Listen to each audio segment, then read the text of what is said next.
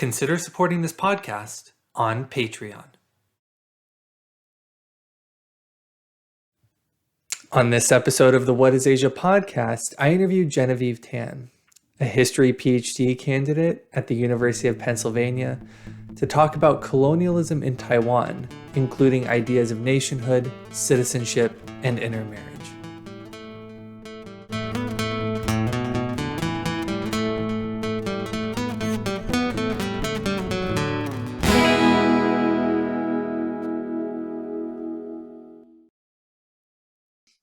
Genevieve, thanks for coming on this episode of the What is Asia podcast. Thanks for having me. So you write about a topic that's very near and dear to my heart because it's a topic that I also work on geographically. You write about Taiwan. So can you first start by telling people what is it that you're saying in this thesis? What are you arguing? And can you give people some of the historical context around your topic, and maybe even touch on a little bit of this idea of the model colony, because that factors into your work. Right. Wow, there's so many different parts of the question. Starting off with what I'm really trying to argue is that by looking at sort of developments in Taiwan, what I'm actually trying to do is to prove maybe two things. That number one, the Japanese Empire had actually set many precedents in the realm of international law that has not been sort of adequately recognized, and maybe to a certain extent has been erased by this very much Western dominated narrative in international law in the 20th and going into 21st century. And I think the second part of what I'm trying to look at is also within the Japanese Empire, so many policies have typically been examined from the angle that sees it as preparation for wartime mobilization. So what I'm predominantly looking at is sort of the family structure, the legalization of colonial intermarriage, etc., and that these have typically been casted as assimilationist policies. But my take on it is that if you look at it from an alternate angle, in the case of Taiwan specifically, you actually see a model of empire that could have been very well the first instance of legal desegregation in modern empires, which I find to be absolutely fascinating and something that requires more discussion about when it comes to sort of race relations or sort of empire as a whole. And moving on to the question about sort of the historical formations of it, I think it's so important to recognize that Taiwan was the first external colony of the Japanese Empire. And a lot of the sort of policy making there was very, very much sort of piecemeal, especially in the early years. But what you see then, I find, is this really interesting basis upon which all the subsequent policies of the rest of the empire was formulated, right? Like the logic of how nationality was articulated, how these colonial subjects were sort of folded into the national consciousness. Taiwan set so many precedents for the rest of Japan's empire making that I find, I guess this also ties into the idea of the model colony. Oftentimes we've looked at Taiwan as sort of this, showpiece for Japan on an international stage. Well, I think that is still, the case to be made there, but then also thinking about what it does for within the empire and seeing sort of the connections, between Taiwan and as Japan started expanding southwards, what that meant for sort of Taiwanese relations with other populations in Southeast Asia. These are some of the things that I'm really interested in. Maybe we can go a little bit more into this idea of desegregation. Like, can you talk about what that looked like in a little more detail, and maybe thinking also about what impact did Japanese colonialism have on ideas of nationality, citizenship, intermarriage? If you can touch on some of those ideas while thinking about desegregation. Yes.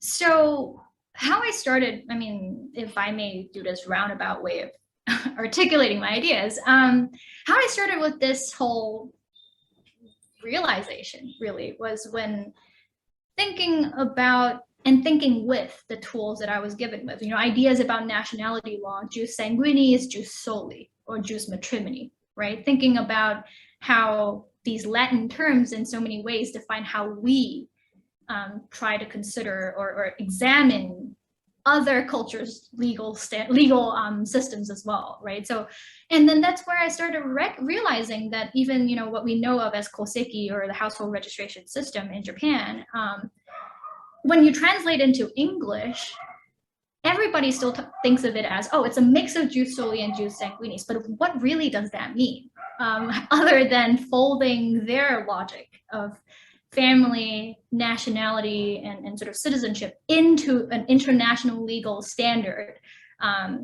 dominated by Latin terms with European precedents, right? Like, what does that mean for us? But then the other part that I was thinking about as I started looking more into my archival materials is that a lot of course, we're very familiar with sort of the Pan-Asian sort of rhetoric that the Great East Asian co-prosperity sphere was selling to the people at the time. And we all know also that historians have typically treated that as sort of just like propaganda, right? Think of that as sort of more Japan in its march, long road to war, Japan actively, and this is how retroactively that Japan was already preparing for war from the early 1930s. If I could just interrupt I have some people in my audience who are not Asia specialists. Can you just tell them what Pan-Asianism is? If you could just give like a quick elevator pitch.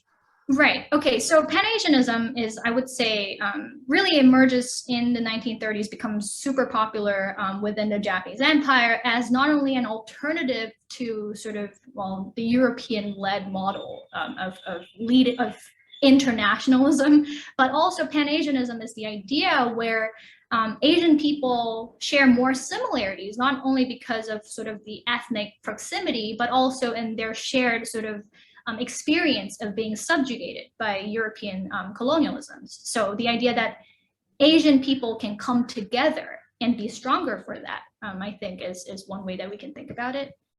Yes. And I guess you can correct me if I'm wrong, but the real one of the points of Pan-Asianism as it has been propagated by Japan during this period is that, we're all sort of one people, but with the Japanese being the leaders of that one people. So yes. The first among equals kind of rhetoric. And that was somehow a way, I guess, that Japan was setting themselves apart from the rest of, the European empires of the day, right? Like, so Japan was the only non-European empire. And some people called them a colored empire, right? Like, and they had very specific experiences for being that, right? Like and that's also partially what led me to sort of my argument about desegregation, because what has been seen as Pan-Asianism, propaganda, and assimilationist efforts, and criticized for it, rightly so, I think has often not given the leaders of Japan at the time the sort of credit for doing what they were trying to do, which was in many ways articulating a model of empire that gave the colonial subjects more rights than they would have had in any other empire, right? Like that. And of course, the way that we've been sort of taught to think about empires, that all empires are bad. Or that, and this is not to say that they aren't good by any means, that the Japanese Empire was somehow better, or buying into that rhetoric that they were selling at the time, but to recognize how different they were, and what they were doing was setting so many new trends, and I think developments that we see later on in the 20th century when Western empires really start relooking and reconceptualizing race. It's something that the Japanese Empire, as I have seen into some of my sources, had already been doing since way before that. And a lot of it has got to do with the fact that they were a non-European, non-Caucasian empire, right? And so what I'm really looking at is this really, what I thought was a curious sort of development where the Japanese Empire was legalizing colonial intermarriage in Taiwan.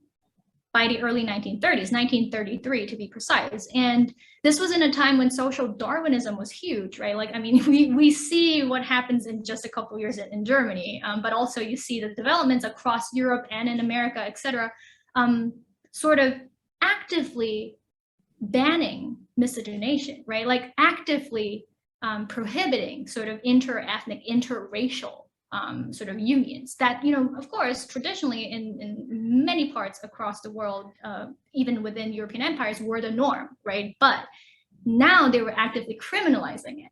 But in this same time period, the Japanese empire was legalizing it. So why? And so that was where I started looking into some of these colonial policies in Taiwan. And that's where I started really recognizing that they were trying to legalize colonial intermarriage since 1919.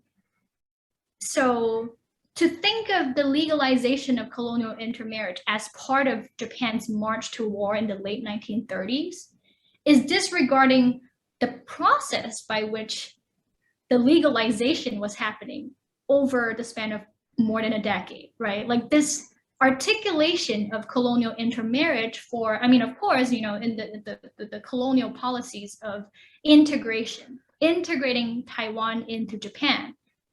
Again, within the typical historiography of Japanese empire, you see how integration is always a bad thing. But when you really start digging into more of these things, and the ways and the mechanisms by which the Japanese empire was trying to do this, this by which I mean like sort of integrating Taiwan into the mainland, you see that what they were trying to do was, say, implementing or sort of extending the Meiji Civil Code to Taiwan, effectively in many ways treating them as a prefecture of Japan. Legally, right? And of course, we can argue a whole bunch for the social aspects, like despite all these legal inclusions, integrations, that the realities of daily life on the ground was still very much based on sort of social hierarchies and colonial hierarchies.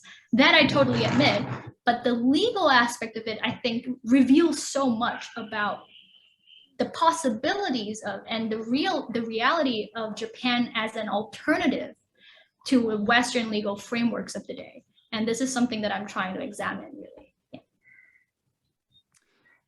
Can you talk a little more about this household registration system that was established in Japan? What is it, and what were its social and political importances and implications? Yeah, I mean, so the household registration system actually began before the Meiji period. Originally, it was, I think, a method of policing, right? Like the Tokugawa Bakufu or the shogunate was using the household register that were tied to like affiliated Buddhist temples to sort of police the spread of Christianity in Japan, right, at the time. But what this did was then it set sort of this practice of registration. So registering people in specific households. Of course, it's a surveillance mechanism, and that's really important for us to remember. But going into the Meiji period, the household registration law was one of the first laws that they had. Even before the civil code came into was promulgated, even before they had a nationality law, even before they had the constitution, the household registration law became the basis upon which, and it formed sort of a citizenship ledger, right? It became the basis upon which the government of Japan, the Meiji government at the time, was able to determine who to include and to whom their new laws applied, right? And it formed the basis of citizenship. But of course, like, I mean, the line between citizenship and nationality was not even properly articulated or formulated, right, until the nationality law came along. But what was perhaps even more interesting is that just a year or two after the household registration law was introduced, you have the international marriage law, which is different from intermarriage law. International marriage law meant that a person of Japanese nationality could now marry a person of non-Japanese nationality. Think British or French or American or Dutch or etc., right? Now, what this meant is that now you have a domestic recognition of nationality, by which, so nationality, typically, I think of it as an international concept. And nationality means other nations of the world recognize some formal sovereignty of a nation over this particular subject, right? If you are a national of Japan, you are recognized by America as being the subject of Japan. Citizenship, on the other hand, is something that connotes more of a sort of duties and obligations, and of course with rights for that connotes sort of a formal relationship between an individual and their state, right? It's a domestic process. But what to me is hilarious and just absolutely mind-blowing at this point is that Japan, to legalize international marriage at this point, articulated Japanese-ness as tied to the household register, which is a domestic idea. And so you see this two sort of dual-pronged sort of idea of nationality that slips between domestic and international. And it made the household registration system actually the basis upon which Japanese nationality was accorded. So it's not about, are you born to Japanese parents? I mean, of course, if you were, great. In principle, by being born to Japanese parents, you would have been given Japanese nationality. However, if your parents, for whatever reason, maybe you were an illegitimate child or whatever other reasons that they might have had, if they had decided to not register you in the household register, you would not be a Japanese national. You would not have legal existence if these existing registrants in the household register choose, for whatever reason, to not register you. So this practice, to me, means that people on the ground have a lot more power to decide who was Japanese or not. Now that you have like the domestic family decision-making has actual consequences for who becomes citizens and who can become nationals recognized as such in the world. I want to kind of start to move us a little bit more forward in time. So thinking about after World War II, Japan surrenders to the Allies, and the empire, as it was known at the time, completely falls apart. What did, or rather, let me ask, what aspects or elements of Japanese law, politics, administration, when we think about notions of citizenship, nationality, the household registration system, etc., what aspects of that lingered in Taiwan after the Japanese were no longer there? Oh, that's such an interesting question. Okay, well, I find that the household registration system is still in many parts of East Asia, actually, right? The idea of, a head of household was introduced. The legal idea of a head of household was introduced to Taiwan with sort of the introduction of the household registration system. It's not that they never had a household registration system to begin with, because what was happening on the ground in Taiwan was that the sort of what they call the baojia system, or the hoko in Japanese, was a form of household registration that the Chinese government had in Taiwan from before that. The Japanese came in and sort of used existing methods, right, of household registration to sort of, they just took over the system, but in many ways introduced new ideas such as the head of household. And what the head of household would do was to determine who could enter or exit their households.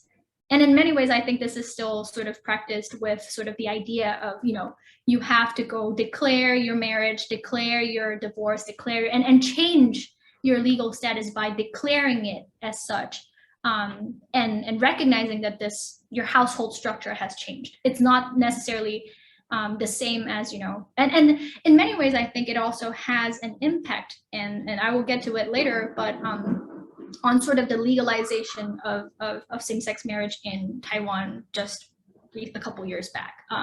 I see similarities there because what has been done in Taiwan historically is that in comparison to the rest of Asia, Taiwan has in many ways been the site where more progressive or different ideas of marriage and family structure has been articulated for branding purposes. And under the Japanese Empire, it was so that the Japanese Empire could signal sort of that they were different than European empires by legalizing colonial intermarriage. By legalizing colonial intermarriage and seeming more progressive is not any less of an act of power, right? It is still an act of power by determining who you can marry, who you cannot marry, who you should marry or who you shouldn't marry. These are all acts of power. It's just that they were signaling that they were more progressive. I think the legalization of same-sex marriage in Taiwan in 2018 or 2019 was more sort of an act where Taiwan is signaling to the rest of the world that they were different from the People's Republic of China, right? Like that they had in the time when there's so much more crackdowns or sort of policing of sexuality in PRC, in Taiwan, legalizing same-sex marriage meant that they could, in that way, also position themselves at an international level, that they were different somehow from the rest of Asia. And I think that's a really... I should note that you wrote a very compelling article about this in the Washington Post. I'll put a link in the description for that below for anyone who wants to read it. Sorry, I didn't interrupt there. No, I mean, no, but that's something that I find, absolutely fascinating, because what happens then is that household registration or some of these family formation policies that we've seen play out in Taiwan, has, and I don't mean to say that, whatever happens in Taiwan is for us to understand in Japan. Like to look at Taiwan as a site where so many of these things happen also shows us how historically Taiwan has been a sort of this intersecting point where so many different sort of ideas and powers sort of just like it's at the cusp of sort of all these different networks of ideas, right? And where they decide to situate themselves in this international world has always sort of, I think at the very least with my research interests, been articulated and implemented through the realm of family, right? And that's something that I find, that the family, I mean, the slogan of the personal is political, like you really see that happening in Taiwan, I think. And yeah. Thinking now about the time that we're living in now, how are these aspects of Japanese colonialism, more generally speaking, but also pertaining to your research, talked about in history books? How is it talked about in daily life? I mean, I know we had recently, or we had talked before recording this podcast, you have not been back to Taiwan anytime super recently, but in your experience when you were just kind of talking with people there, the last time that you were there, was it talked about a certain way, thought about a certain way? Yes. Well, so I guess, before I move into what the locals in Taiwan whom I've interacted with talk about, how they talk about Japanese colonialism, I think on a grand scheme of things, the way that history books and the way that we're taught history of the Japanese Empire is that, 1945, once, the war ends, Japan's empire just, the boundaries just shrink right back to the mainland, and then suddenly Japan is a homogenous nation, right? And how does that happen? When does that happen? And what I see trying to situate Japan back into sort of the international community of the time, because again, how we've been talking about wartime Japan is also that this is when Japan is actively not part of the international community anymore, right? Like you kind of like at a certain point, you want to think of it as the 1930s, or you want to see it as like earlier, depending on how and where you want to sort of draw the line. People have been trying to identify when and how Japan left the international community, instead of seeing how maybe Japan was articulating a different idea of international. Not that, that they were trying to, that their way of doing it was definitely right, but that they were positioning themselves as an alternative to the Western-led world order. And that, the League of Nations, at its inception at the Paris Peace Conference, Japan had tabled a racial equality clause that was struck down, right? And of course, it's by no means altruistic in any way. It was really more to safeguard the fact that they were the only non-Caucasians at the big boys table. But in doing so, I think Japan has had sort of a history of trying to articulate, or at least champion, a non-European model of internationalism, or at least incorporating or inserting themselves, just putting a foot, at the door, to sort of introduce non-Christian, non-Western logic sort of predicated legal practices at an international level that was rejected multiple times. So in articulating and creating its sort of the PanAsianism that we were talking about earlier, it is its own way of internationalism, of course, again, articulated through empire. So that's a whole different story altogether. But what I'm interested in is also the post-war repatriation, the Allied-sponsored repatriation efforts. I see it as a historical moment in which essentially the whole of sort of Asia, where the Japanese Empire was resorted along Western ideas of race, right? Within the Japanese Empire, I mean, again, assimilation, what has typically been casted as assimilationist efforts, or sort of, you also see on the flip side of things that there was so much intra-imperial or sort of intra-Japanese Empire migration going on.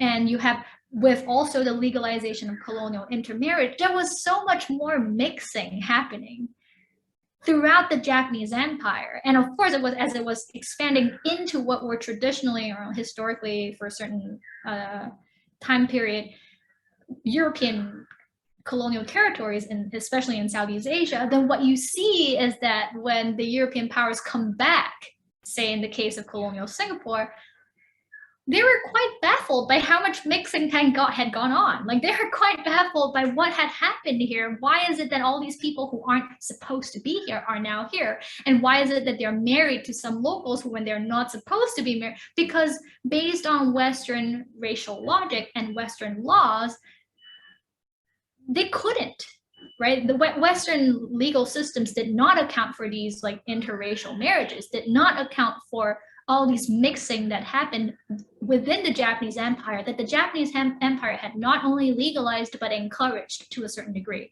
But how is it that we're all thinking about this as if this is unnatural, and that repatriation was the right thing to do, and that sorting people according to these racial logic formed, I think, in many ways, the foundation for sort of the emergence of later on Asian nation states, right? But how we see this sorting of peoples and an articulation of ideas that people should be in the correct places where they came from, I see it as a historical moment where this happens because the Japanese Empire evaporated overnight, right? That the Japanese Empire, while it had existed, again, not a perfect entity, but it had enabled a certain form of mixing, facilitated sort of the development of a logic where mixing is okay.